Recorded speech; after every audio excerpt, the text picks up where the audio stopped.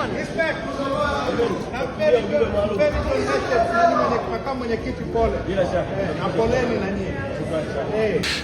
Hiki kinachoonekana hapa, kama ni kweli ndivyo hali ilivyokuwa kwenye kikao cha Chadema, basi nawapa angalizo Chadema wote ya kwamba kwenye hiki kilichoendelea kwenye kikao hapa pana mkono wa CCM kutaka kuondoa imani ya wananchi kwenu.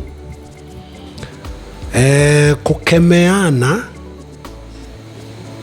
kuambiana mahali ambapo pana ubadhirifu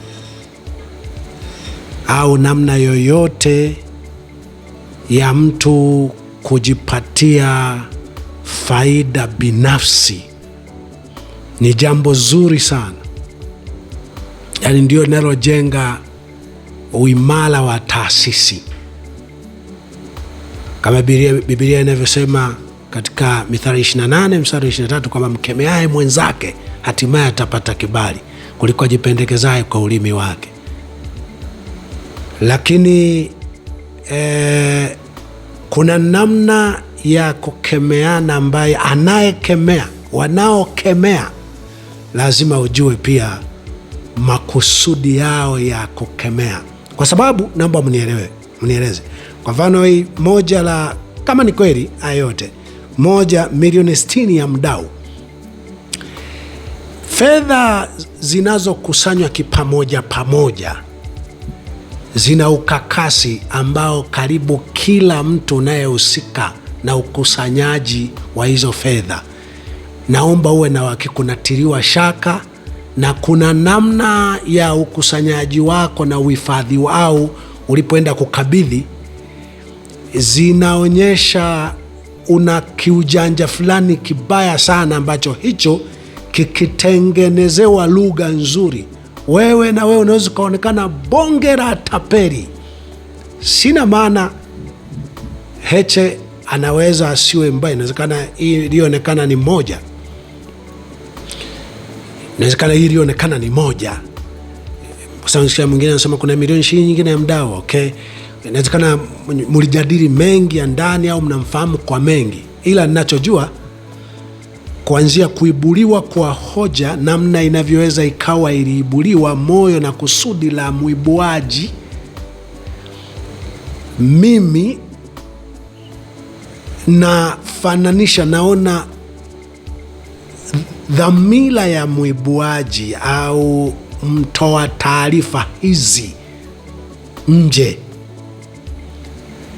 ilikuwa ni ile ya kupotea, kufariki kwa dereva wa Heche. Vilikuwa na lengo moja, kumfrustrate, kumchanganya Heche, kumvuruga Heche na kuvuruga movement ya ambayo Watanganyika wengi wamekuwa na imani ya kwamba ni kama Mungu anaweza akaja kupitia mwanya huu, engo hii. Mtoaji wa ili dukuduku au mtoaji wa taarifa hizi au nidhamu wakati wa kutoa dukuduku hili iliyotumika, inawezekana kabisa hiyo ni mkono wa CCM.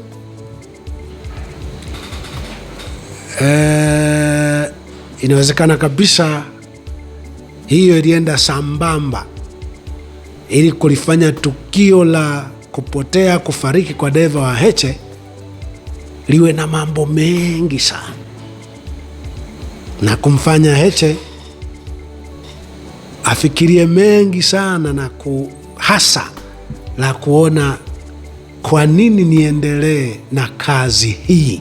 Nadhani lengo kubwa ni la kumfanya Heche aone kwa nini niendelee na kazi hii kwa makusudi ambayo ni ya CCM. Mimi simkabiri, simseme aliyeibua hili hatakiwi kufanya hivi. Vimeenda pamoja na hili la kufariki kwa dereva vimeenda pamoja. Ingekuwa tu peke yake sema hapana, mnasafishana, hata kama mmetoka nje mnasafishana. Anyway, pamoja na haya mi bado nasema muwe makini na Heche bila kumvunja moyo juu ya uthubutu na namna alivyojaribu. Muwe makini naye, ndio na yeye awe makini kwenye maeneo yote ambayo unaweza kutokea mwanya, lakini pia muwe makini na mtoa hoja husika. Muwe makini na aliyetoa hiyo taarifa nje.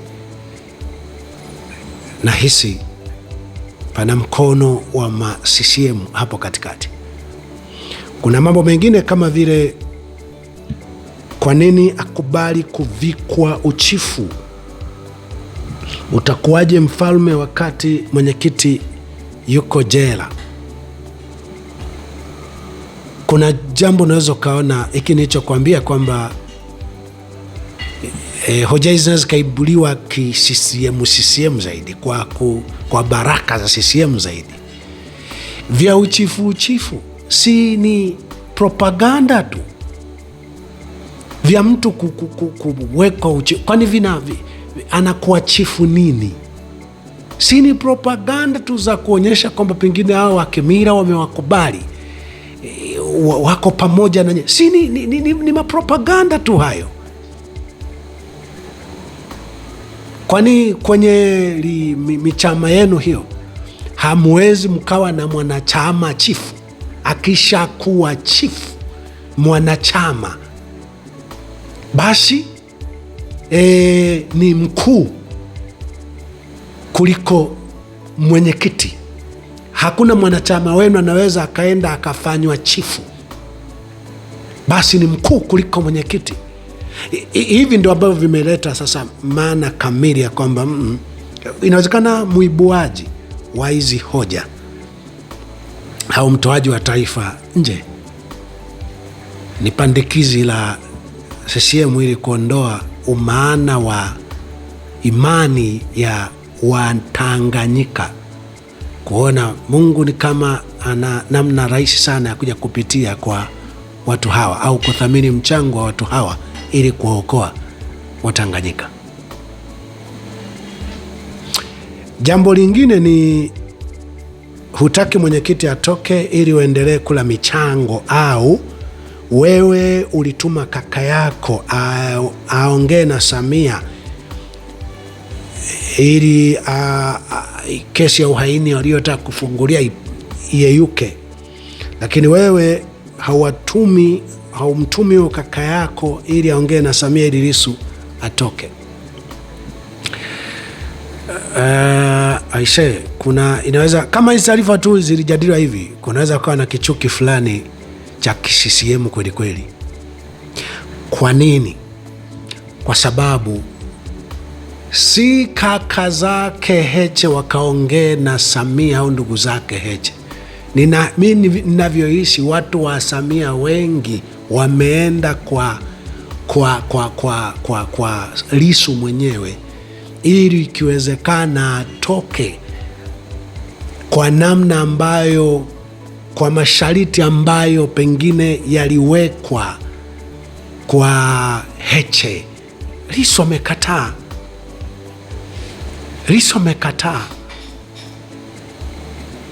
Na Lissu amekataa kwa sababu ya kutafuta impact kubwa zaidi. Yaani sio kwamba masharti yao yanaweza tu yakawa pengine kwa mabaya. Kwa mfano Heche, masharti yoyote aliyokuwa amepewa kwa namna ya uthubutu wake wa kusema,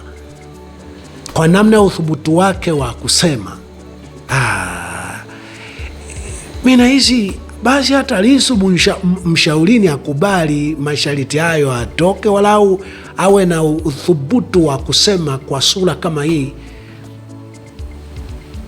kwa sababu nachojua mimi, Lissu mwenyewe ndiye ambaye hajaweka wepesi, kwa sababu ya kuona ni afadhali niteseke sana ili kama natoka kwenye hili eneo na kuwa na impact kubwa ya kuonyesha nimenyoka hivi, mimi ni hivi. Sihitaji nafuu yoyote ili mambo yachelewe.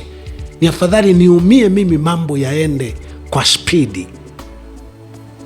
Vitu hivi kweli vinaweza zikawa ndo mnayojadili kwenye mnayoyaita machama.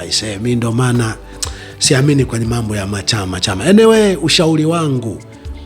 ushauri wangu, ubadhirifu wa fedha wowote ambao kama unaweza ukawepo, kukemeana ni jambo zuri, lakini kwa lugha ya kutia moyo zaidi kwamba ndugu yetu, ili jambo tuwe makini nalo, lakini tunatambua huo moyo, na wengine wote kusema haya, mimi ninaomba nisionekane niko side upande wa Heche au upande mmoja wapo. Natambua uthubutu wa baadhi yenu kusema waziwazi mambo mabaya anayofanya mtu yoyote, lakini wasiwasi ni akili. Kifupi, msitoe mwanya hapa.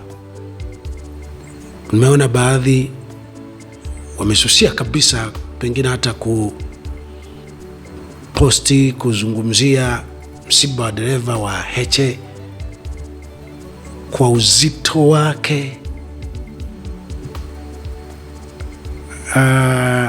Mnakosea.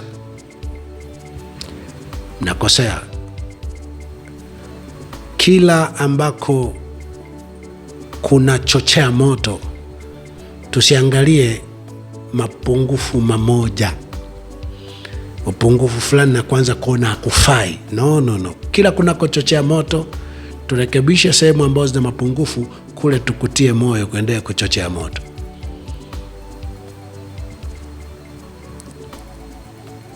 Na kuhakikishia kwenye matumizi ya fedha za jumuiya zinazoingia kwa njia mbalimbali, hata wewe, nina hakika kuna namna watu wana mashaka na wewe,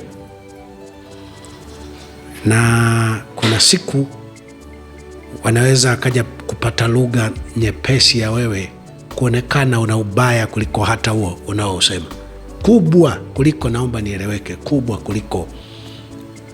Taka mapungufu yapo, mhakikishe yana nidhamu ya kuyashughulikia, mkitambua sana impact ya mtu huyo. Mimi kwa hesabu zangu anajuaga mtu wakati mwingine ikiwa anafanikisha mambo fulani, hata kama akionekana kuna vitu fulani si mwaminifu, unaangalia zaidi dhamira na nguvu yake ya kufanikisha jambo fulani ambalo linakuwa na namna za haki, viashiria vya haki, uwezekano wa haki kutawala. Kwa jumla kwenye maisha haya, ukidhani utafanikisha mambo kwa namna ambayo inaonekana tu wewe ni msafi, hakunaga mwana mageuzi ambaye alikuja na namna inayoonekana ni msafi, yeye msafi, hata wewe sio msafi kihivyo. Na kuhakikishia wana mageuzi wote walilalamikiwa na namna zinazoonekana, anajitafutia utukufu wake mwenyewe, anajitafutia utajiri wake mwenyewe, faida yake mwenyewe na vitu kadha wa kadha, lakini ndio maana siaminigi kwenye namna za vyama. Kwanza, mjui vizuri mitego ya kuwarudisha nyuma, lakini mbili, mna kiwivuwivu vya ajabu visivyo na maana. Kusema haya, tafadhali chaneni kabisa na maruerue hayo. Tieni moyo Heche, tieni moyo Heche, tieni moyo Heche, tieni moyo Heche.